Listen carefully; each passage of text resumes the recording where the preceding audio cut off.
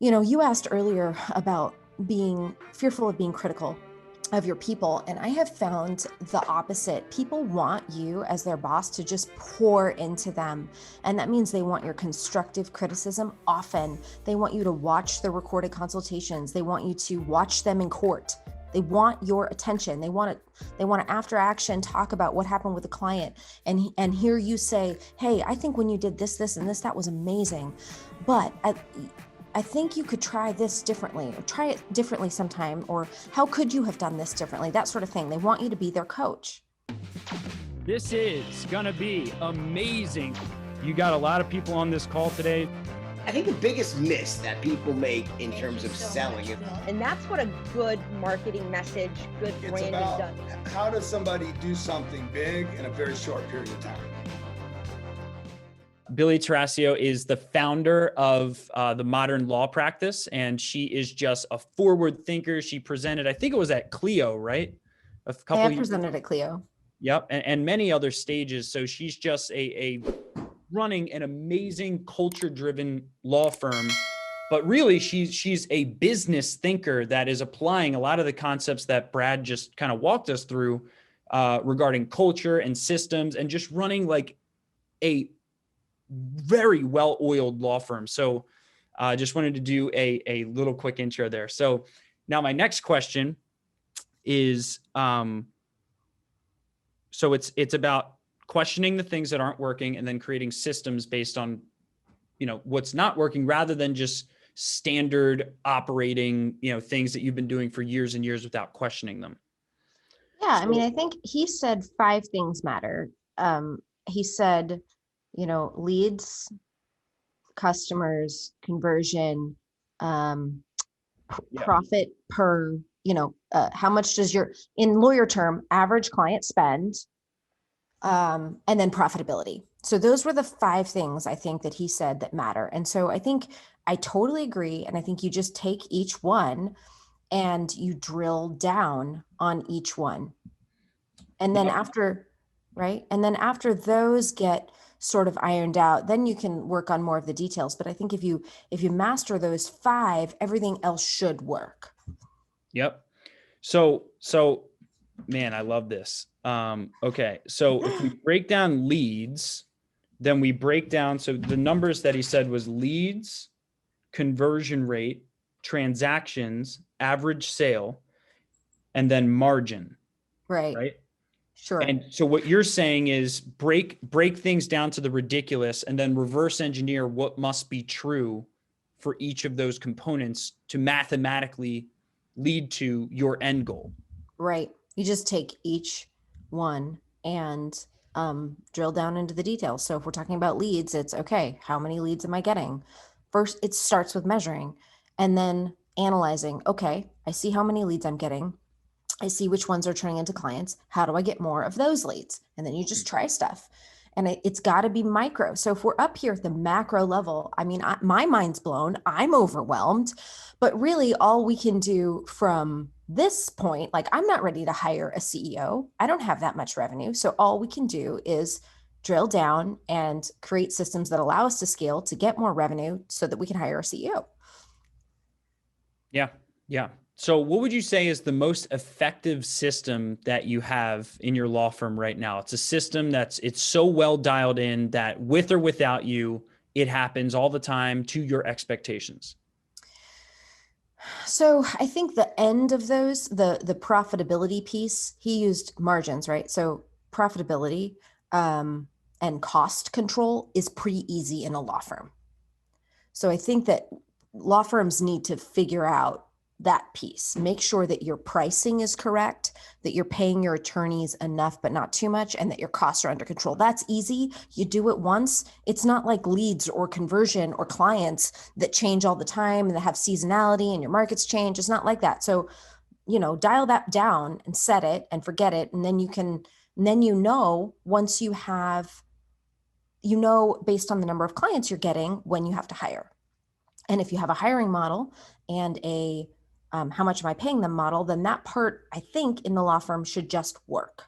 Really good point. I'm guessing. Yeah, and here's what's really interesting, and we actually have a lot of non-law firm owners now on our show, primarily because of Clubhouse. And it's very interesting that I see so much value bringing concepts from other industries into, an industry like legal, because, like you said, sometimes it's hard. It's easier to just do what you've been doing. It's harder to question what you've been doing. Another big insight from what you just said is the insight of um, uh, always stepping back and realizing that sometimes the highest value system is a decision, right? Mhm. and Mhm. and decisions don't require usually a lot of sweat or working until midnight. It's just a decision, right? Mhm. So like you said, like making decisions around how much you're going to pay your attorneys, and some of these other numbers, that technically is a system, right? Would you agree with that? Yeah, and you can try different ways. I mean, there's not all that many different ways you can pay an attorney. And in my firm, each lawyer is sort of motivated differently. Some people really, really want salaries. Many people really, really want salaries. Other lawyers perform better on a percentage of revenue. I don't care. Either way, my numbers work. So, um, so I guess you have to decide as a law firm owner, what am I comfortable with? Some law firm owners are uncomfortable with anything except for paying lawyers on a percentage because they don't want to assume the risk of a salary. And I don't have a problem with that because I'm confident in my ability to generate clients and generate revenue. So, but yeah, that's a decision. Yeah, and it's very interesting how it says more about you as the owner if you're not willing to take bets on Right. your team or pay a guaranteed salary of sorts. That says more about you than anyone else, right? And that's why I'm such a proponent of the concept of lead abundance, right? So like until you get into lead abundance, meaning you have a recurring flow of leads coming in that you have some form of predictability around, and you have some form around of predictability on conversion rate, it's hard to make future leaps, right? It's hard to lean into the future if you're always like, well, I think last month was good and I hope that happens next month, right? So Right. how do you use data to inform future-based decisions? Yeah. So data is everything.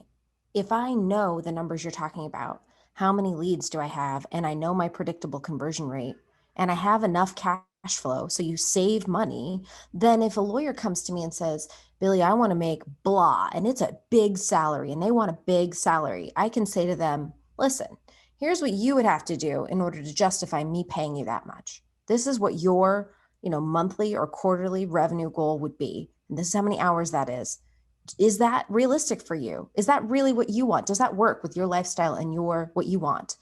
And when they say yes, I say, then we'll do it. But you and I are going to talk and we're going to check in on these numbers. Here's your expectation. I'm going to pay you X. Here's your expectation. We're going to talk and check in on that. And if I have enough leads and enough clients and enough revenue, it doesn't matter if that lawyer doesn't meet their goal for a quarter.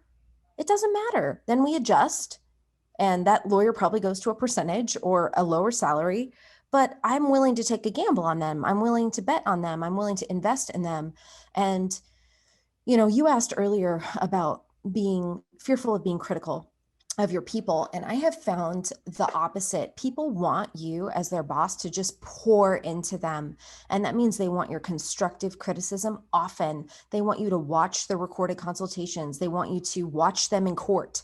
They want your attention. They want to after action talk about what happened with the client and hear you say, hey, I think when you did this and this, that was amazing, but I think you could try this differently, or try it differently sometime, or how could you have done this differently? That sort of thing. They want you to be their coach.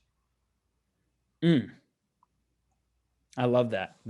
Your team wants your attention, right? And Badly. apathy is actually the enemy. Yeah. The worst thing you could do is be like, I don't want to say anything. I don't want to say anything. I'm afraid they might quit. That is like ignoring your kid. your employees are like your kids. Yep. And if one of them is struggling in school, then they need you to get them a tutor. And it's, the same thing in your law firm. You either help them reach their goal or they're not a good fit and they got to go one way or the other. This is on you to pour in and make the decision. Wow. So, and then another point you brought up is the importance of just rapid testing, right? So like, it's not this, you put this huge weight on, like, for example, we change as we've been in growth mode, we've changed our sales commission and bonus model every single quarter for the last 2 years.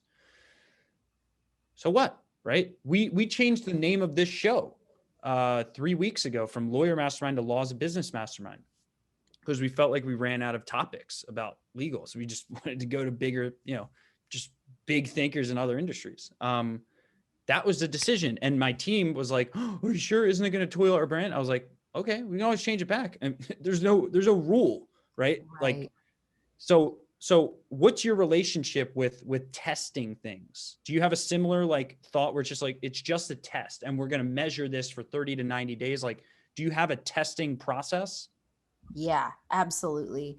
And what you're talking about, like what you just said is, oh, will that toil our brand? That's fear. And the only way you can figure it out is by doing it.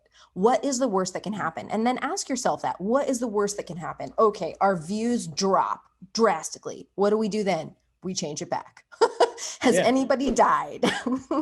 No. How much money have we lost and how much could we gain? Like, this risk analysis is so important. And at least for lawyers, we are so risk adverse that it's crippling our ability to test, make decisions, and just go for it.